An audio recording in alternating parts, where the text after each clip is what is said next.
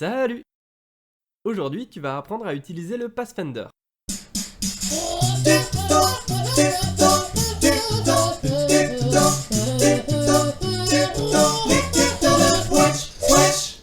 Le Pathfinder, c'est l'outil qui va te permettre d'additionner, soustraire ou fusionner plusieurs éléments vectoriels.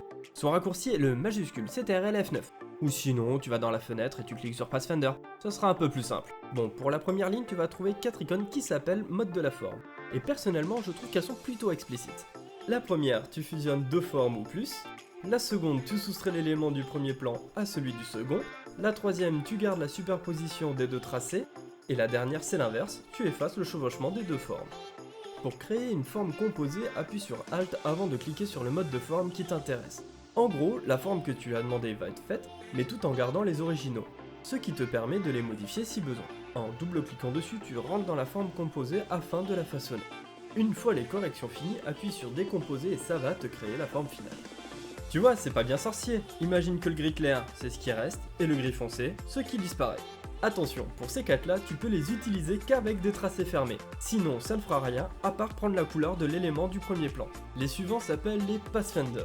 Ce sont des outils beaucoup moins utilisés, mais c'est tout de même très intéressant de les connaître. Alors, le premier va te permettre de faire toutes les découpes de formes qui se croisent, mais sans rien supprimer. Le second va simplement supprimer tous les vecteurs qui sont recouverts par l'élément du premier plan. Le troisième reprend le principe du précédent, mais en plus, il fusionnera tous les éléments de la même couleur. Le quatrième supprime tout ce qui est en dehors de la forme du premier plan. En gros, c'est une sorte de masque d'écrêtage vectoriel, mais tu verras le masque d'écrêtage dans une autre vidéo. Le cinquième va te séparer les formes, puis te garder que les contours, et s'il n'y en avait pas, il va t'en créer. Et le dernier, c'est comme celui-là, mais c'est la forme de l'arrière-plan qui prime. Ah oui, j'ai failli oublier, le Alt, il ne marche pas avec ce deuxième groupe d'outils. Alors, en résumé,